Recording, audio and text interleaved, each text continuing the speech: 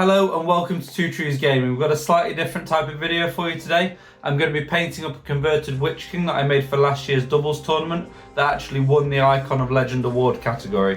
I'm also going to be making a display board that also got nominated in the same tournament. If you want to see how we did in game terms, we've got a review of that popping up somewhere around here. But what this video really is a proof of concept. I've got a much bigger board build filmed. I just want to make sure this one works, and then we'll get that one out, and there's going to be a hell of a battle on that. But for now, enjoy our Warhammer World doubles display board. I'm painting the Witch King.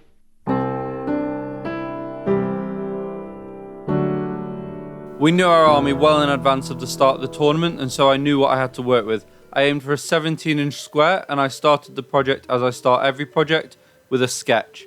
I've got a Nazgul conversion I'm really happy with. It's not finished, but I know I want the display board to revolve around that. It's going to be the Witch King up on his wings, dueling Theoden in the centre of the board.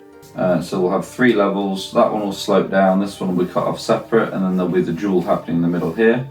We'll have some other rocky outcrops, and we'll have plenty of dead horses, that's a dead horse, and throwing spears in the ground and things like that. So I've decided the best thing for the elevation is to just make it a similar size to the offcut I've already got of foam. So I'm just going to draw around that in a rough, natural looking shape, and hopefully I'll get 2 elevated areas out of it. I've got a new tool, which is a hot knife cutting tool that my wife's parents got for me for my birthday. Yet to use it, gonna try it out now. Feel free to drop me a comment if you can already see what I've done wrong. So we're plugged in, we're ready to go. I'm just going to mask up, and then we'll try and make this slope nice and smooth. That's a lot more strong than I thought it would be. It's literally just dissolving it. Which is not exactly what I want here.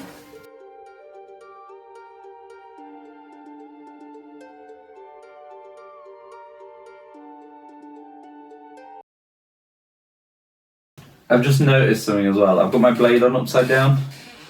This side is much sharper than that side. It'll be fine for now.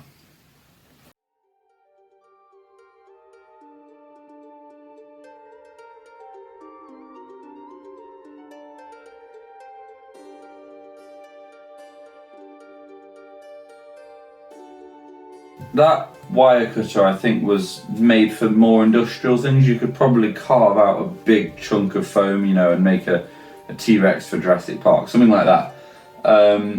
Whereas I've obviously got little thin spindly foam, it's just melting it to pieces. Luckily what I'm doing isn't an exact science, so it's fine for today, but I'll probably only use that on big thick foam, you know, if I'm doing big walls or something like that. Great to have. And now I'm going to move on to getting the layer of board on that's going to have the holes cut into it so that all the models can stand in that. But first I'm going to pause the camera because it absolutely stinks in here because of the foam cutter, and we'll come back to it in a sec. I'm a bit lazy, always looking for a shortcut, so rather than measure the spaceboard again, I'm just going to draw around it and cut out that. I don't want to be drilling holes in where the hills are going to go, so I'm going to put the hills onto it, draw around them, and then I'm going to drill holes for the models to stand in everywhere that the hills aren't. I cut the first 2 holes out by hand for the Witch King and Theoden and make sure they're in the exact right spot that I want. I then attached the hole cutter to my drill and realised I don't want to cut into the table, so I used some pictures of the kids to prop the foam up, sorry kids. And then it's much less calculated for the next 30 holes. I just try and spread them out evenly across the board. Perfect, okay.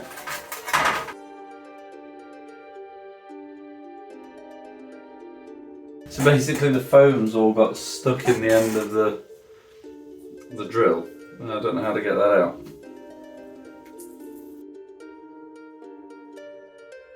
So I didn't find an easy solution for this, and it was a bit of a faff, but basically after every hole I cut, I had to peel the foam from out of the cutter. I'm going to stick this down now, and while it's drying I'll make the top for the hills, and then the plan is to get a Mumakil base and use some of the casualties on the floor here. But I'll do this first and then we'll do that. Whenever I'm sticking polystyrene I always use Yoo-Hoo Pour. It really does a good job. and as long as you can weigh something down on it.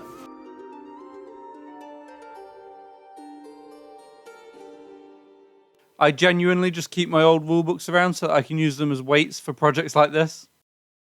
While the main board's drying, I make the toppers for the hills and put holes into those. And then that's the structure of the board done, and we can move on to cutting up the Mumakil base and texturing it. So what I've got here is a Mumik base. I'm going to be converting a Mumakil to be on like a deserty base with like sandstorms. Hopefully I'll use cotton wool for that or something, and hopefully make a video about it. But for now I'm going to chop it up and try and get some of the casualties on this display board. I'm not exactly sure what tool to use. I'm going to try and use the hot wire cutter, although I don't think that's going to work, so it's probably going to be snippers. We'll find out. I've turned the blade around now, so hopefully it should work better. I know I have plans for the other Mumakil, but I can't deny I'm a little bit nervous cutting into this base. They're quite hard to come by, especially without a Mumik attached. Hold it. I just need to open a window. It's at this point I remind you to not try this at home. Make sure you're in a ventilated space. I know I'm wearing a mask, but it's still not a good idea to sit in a tiny room with the door closed, melting plastic. Oh. That's not good. I bent the blade. And it's very smelly. Okay, I'm not going to use this method anymore. This is a bad idea.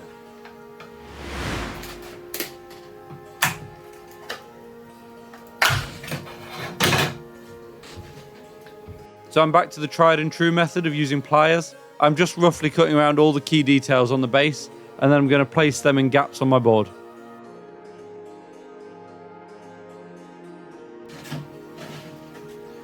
And it should hopefully fit somewhere there like that. Okay, it's later in the day now, kids are in bed, and I'm going to try and get this polyfilled so it can be drying ready for tomorrow. So these corpses and things are sticking out a little bit. I'm going to try and dig them into the rock and then cover the gaps up with some polyfiller, and I'm going to use that to add a bit of texture to the board as well. I scatter a few corpses around using mostly broken models and then begin digging down into the foam with a craft knife. I think with things like this horse, I'm better off just cutting one side flat. So what I'm going to do is I'm going to chop this horse's leg and I'm going to re-stick it so it looks like the horse has kind of gone a bit limp rather than its legs flying in midair. It's all looking pretty good, pretty flat. I've managed to dig in the bases pretty well. I'm now going to add some rocks and then I'm going to polyfill it, create a few mounds and close the gaps around the corpses that I've now dug down and created big holes around. So first thing, add some rocks. I've got some slate from the neighbour's garden again, thanks Judy. And I've washed it just because it gets all muddy and clayey. And I'm just going to put that at various intervals to cover some of the bigger things that don't look how I want them. I'm not an amazing terrain maker, despite the fact I've decided to make a video on making terrain, but I do have a few tips, and one of them is to just use rocks to cover up your mistakes. It's the way I do it for everything. If you ever see a rock on one of my bases, it's either because a hero stood on top of it, or it's hiding something ugly underneath. I'm using the rocks on this build to just hide the large gaps where the elevation meets the ground floor, and anywhere that I might have slipped with the knife. I've got some shields and weapons to add on top, but I'm going to polyfill the gaps now, and the shields and things will kind of be a sprinkling afterwards. I've added about half a cup of water to some old polyfiller and given it a really good stir. I'm just using an old brush and I'm just stippling it on anywhere there's a gap or where the characters from the Mumakil base meet the foam, and anywhere that I might want a bit more rough ground or a different texture. It might not look like much, but that constitutes a pretty good day's work. And tomorrow the bases I've been waiting on should arrive, so I can start texturing the whole thing, bases included. Please take a second to check out our sponsor, the Baron of Dice. They make incredible dice, and we spend so long making display boards and making everything look great and painting models. Why would you use starter set dice or just the dice that are nearest to hand? Go to the Baron of Dice, get the highest quality possible, support us, support him, everybody wins. There's a link in the description. Let's get back to making a board. Now it's very important for me that Leon gets to paint his own models and gets to make his own tactical decisions on the battlefield, all that kind of stuff.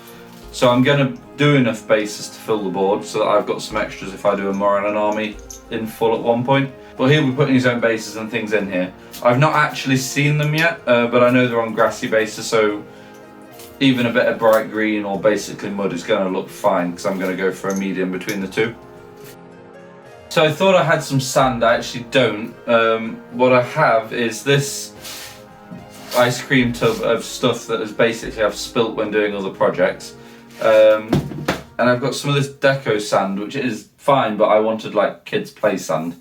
This will probably do the job though, but I'm going to go mainly texture paint just in case, and I can put this on top of the texture paint. So I think I'll cover the whole board in texture paint. I'll sprinkle some of this on, sprinkle some more big chunks of cork on it, and then go from there. The texture paint that I use is a Vallejo Earth texture.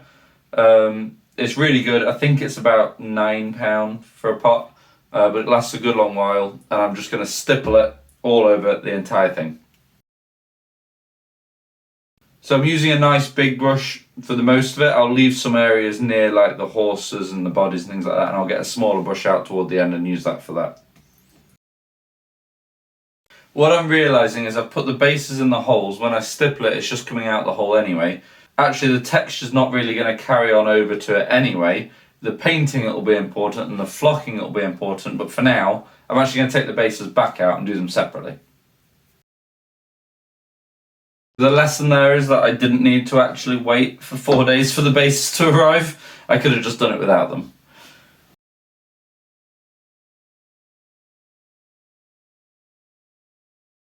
I'm just going to scatter rocks on it now and see what sticks to the texture paint. I'll push them in a little bit. And then I've got some Geek Gaming Scenic Glue, which when everything's dry I'll use to stick on some bigger rocks or some bigger clumps.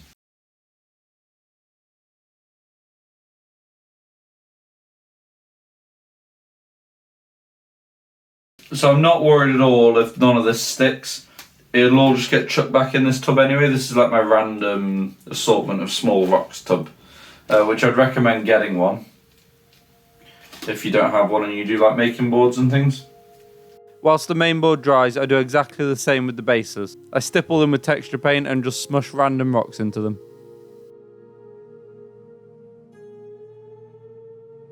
I paint them dark brown, and while they're drying, I open up the second-hand Theoden that I've been waiting on. He'll be sitting or lying in the centre of the board to be used as an objective marker. Perfect. So I'm thinking the best thing to do is going to be chop him off his horse, have the horse kind of dying and rearing up, and then lie him underneath it. But we'll see how it goes.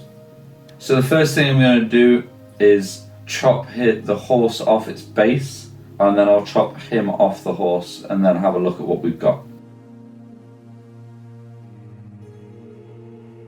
What I'm going to do is try and create a hand for him, so he's got like splayed fingers like he's dropped his sword. That's going to look like his dad rather than clasping it. I'm going to cut the face off the helmet and the neck and kind of bury that face down in some of the textured earth. And his broken shield, which I accidentally broke when chopping it off the horse, is going to go just underneath his body and look like it's been cracked by the fell beast as it's hit him. I've just put like a smush of green stuff on his hand. I'm now going to carve some fingers into it and then the main two lines that come down your hand. Hopefully that'll be enough detail, and it's going to have texture paint and grass and flock all around it anyway. He's got quite like a big Gothmog hand now. I'm not sure if that's quite the effect I was looking for.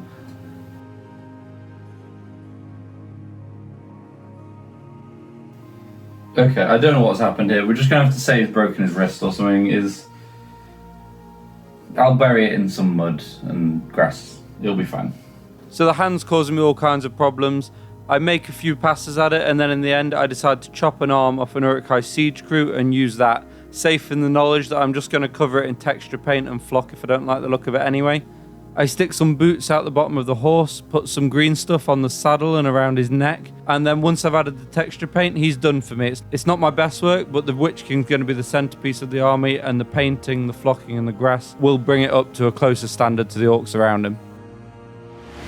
For my first pass at painting the actual board, I covered the whole thing in a dark brown similar to dryad bark, and then dry brushed up to something similar to a Mornfang brown, and then an XV88. I'm not happy with it. It's not looking very good. It's just a bit muddy and a bit dark. I think you can see that pretty well from there. It needs to be a lot more kind of light and yellow and deserty, and I thought I'd be able to dry brush up to that. And maybe I would have, but I don't have the patience. I've got a can of, like half a can of Xandri dust, so what I'm going to do is spray over the whole thing, and I hope that fixes my problem. Okay, I was just about to go and spray this outside. I'm really not happy with the brown. It looks too foresty. I'd be very happy if that was like Ugluk Scouts. It's not right for Pelennor. And I've just spoken to my wife, who's a lot more arty than I was. I said I was going to spray it Xandri dust. She's saying that Pelennor is obviously more like a burnt grass kind of, or it's dried grass, so I should start with a green base and work up to yellow, rather than a yellow base and add brown.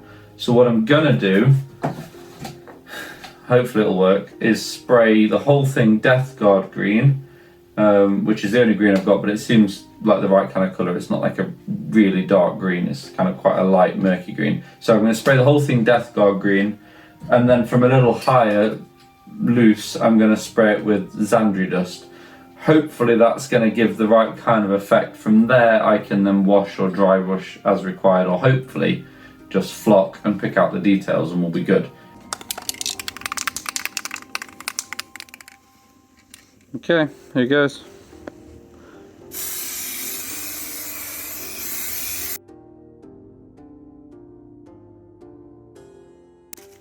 I'm deliberately going to leave that with a bit of brown showing through. It might help it, I don't know. Pretty happy with how it's looking. I'm going to turn the camera around. We're going to do the Xandri dust from high up, and hopefully that's going to look pretty good.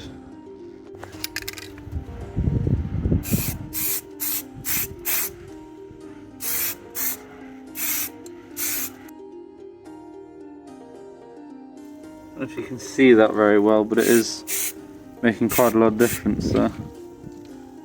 So I probably went a little heavy on the Xandri dust there, but this colour is definitely something I can work from, and a whole lot more Pelennor than the brown that I had before. I washed the whole thing in Agrex Earthshade and Athonian Camo Shade. I give the whole thing a dry brush of Baneblade Brown and then Ushanti Bone using a massive brush. I make sure that I'm not dry brushing in straight lines so that it all looks a lot more natural. And then I use Wraithbone to pick out Morannon Orcs, Horses, Dead Rohirrim, all the characters that are actually on the battlefield that I'll then paint up afterwards. I painted the rocks a base coat of Dawnstone Grey, and while they were drying I used a bit of contrast paint to paint some of the bodies on the dead horses. Once the Dawnstone had dried, I washed all the rocks in Nuln Oil. I'm not too worried about being neat with the Dawnstone or the Nuln Oil. It's all going to get covered in flock, and ultimately the bits I've missed could have just been hit by the dust from the sand that's around. And once the Nuln Oil was dry, I did a very light dry brush of Administratium Grey. Also, I don't play Warhammer or 40k, so apologies for getting all the names of all the paints wrong. Painting wise, all that was left to do was the corpses that litter the battlefield. I started with contrast paints. All the reds is Flesh Tearers Red, the green is Creed Camo, the browns is largely Wildwood or Cygor Brown, and then the skin tones is Dark Oath Flesh. I picked out all the metals using Lead Belcher. Once that initial layer had dried, I just gave them all a quick dry brush of a shade lighter of the same colour. It just takes the edge off the contrast paint, and I didn't need to go all out. Ultimately nobody's really looking at them, but it does add a lot and I'm really happy with how they look. I then painted the rim of the baseboard black, and apart from flocking, I was basically done. So I'm leaving that to dry, and while it is drying, I'm going to put all the bases into where they're going to be, and then I'm going to start gluing and flocking, or I need to find the perfect blend of flock first, but that's the next stage. I'm seeing now that it's going to be quite hard to get some of these bases out. I reckon I'm going to end up breaking models, taking them out of the holes, which is annoying. I'm going to take some super glue and a knife so I can prise out the bases if needed. So that's for the first time I've seen it kind of all together. I know there's no models on there and I know there's no flocking, but actually that's pretty good. I'll take a little video of that from here. I should say at this point all the music for the video was supplied by Eli Villon. He sent it over completely free of charge just because he likes our content. He does a load of Middle-earth themed songs, including an Elvish Christmas album. Definitely go and check it out. I'll put the link in the description to all of his stuff. Please go and support him while he's supporting us. I decided to make this video because I was really happy with how the conversion of the Witch King went.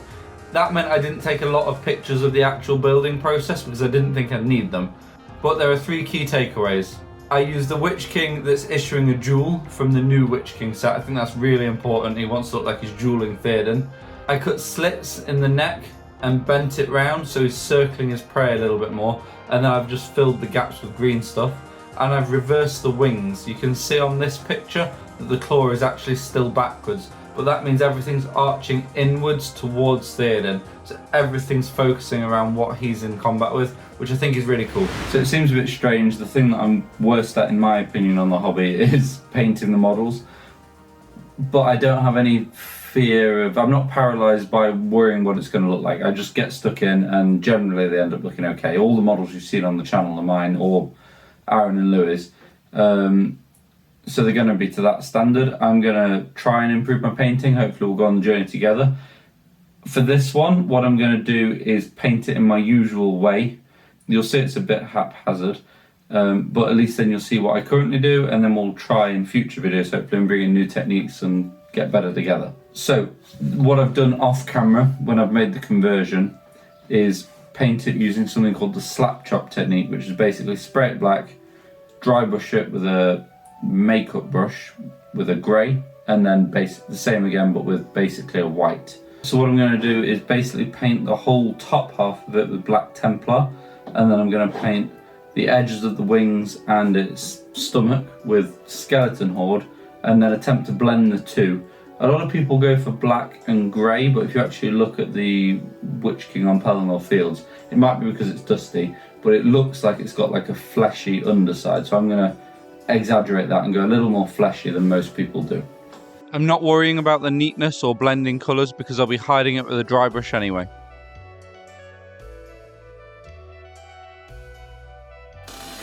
So, bit thick obviously, but I'm not worried about it at all. I'm going to try and blend that now. And the best way to do that is to essentially paint the Skeleton Horde on top of the black and then drag it down into it. So I'm dragging off the thick parts of the black into the centre. I'm saying this like a pro, but I'm just realising that's the best way to do it now. It's not some tried and true technique.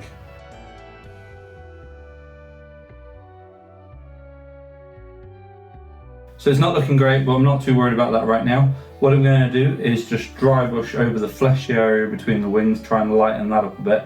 I'm not worried about if I get paint on any other part of the model because I'm going to dry brush over that anyway in a second. I start with Baneblade Brown, doing a heavy dry brush over the whole fleshy area, and then Ushanti Bone in a slightly lighter dry brush over a slightly smaller area, and then one lighter again in a slightly smaller area with Screaming Skull. I'm making sure I apply it in circles rather than straight lines as we don't want to be able to see any streaks.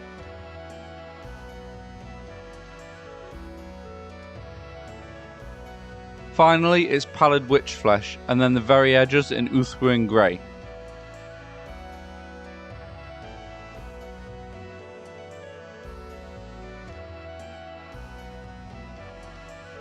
Okay, and for me that's the wings done.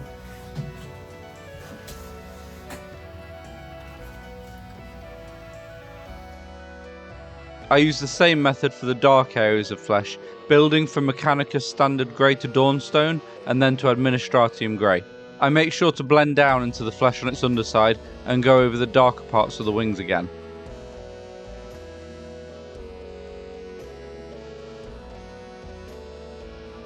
I paint the Witch King with Black Legion contrast, and the reins and saddle with Wildwood contrast, and then it's the metalwork.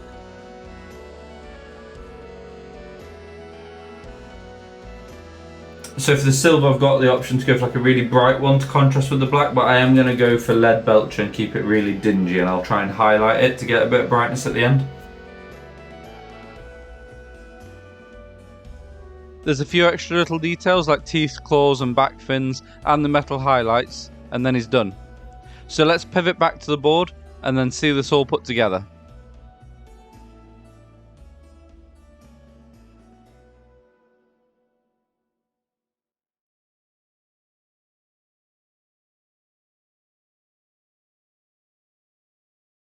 I've got this yellowy stuff that kind of clumps together a bit. I've got this yellowy stuff which spreads out a bit. And I've got this bright green. That's all I have. So we're going to see what we can do. I'm going to go primarily yellow. So I'm going to put just a bit of this green in. We don't want loads.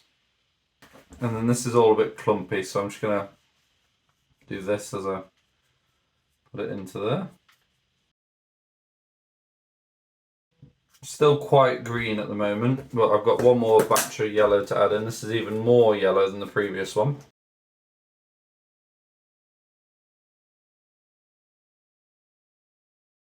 I'm thinking when I've spread that out it'll be enough, but it's looking really good and... oh, I've spilled it. It was looking really good and Pelennor though. Right, let's paint some glue on this thing. Normally I would apply flock to the whole board at once, but I got a call from work saying that I was needed ASAP, so I had to leave halfway through finishing. I'm using a static grass applicator to apply the grass, but without any metal nearby, I'm essentially just using it as a sieve. So far, doesn't look good, but half of that will come off and the glue will dry. It's going to look better. For the second half of the board, I just repeated the process, covered it in Geek Gaming Scenics glue, made a new blend of flock, hoping that it was the same as the previous one, and spread it all over the other half of the board, using a bit of kitchen roll to get any glue off any models that I might have already painted. So this is it. I'm really happy with how this is looking. The Witch King looks incredible and towers over most things on the battlefield, as it should do. It's a really good centerpiece to build the army around. The little details, like the rocks and the dead bodies and the throwing spears and the different coloured tufts of grass, really add a lot. Really happy with those.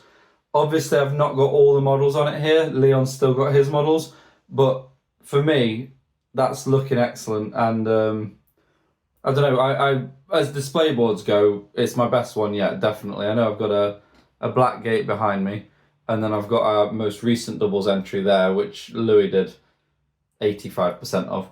But we'll come to that in a future video, hopefully. But this one, really, really enjoying it.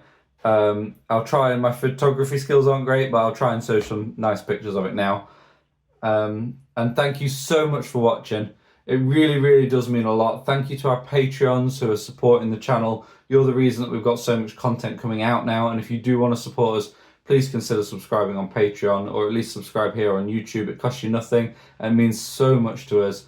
And when we get 3,000 subscribers, we're going to level up a little bit and reveal our next big project, which includes a board build and one massive, just a huge game. Thank you for watching. We'll see you again soon. So this is it. I'm really happy with how that's looking. I mean, the Witch King looks in... Let's go again.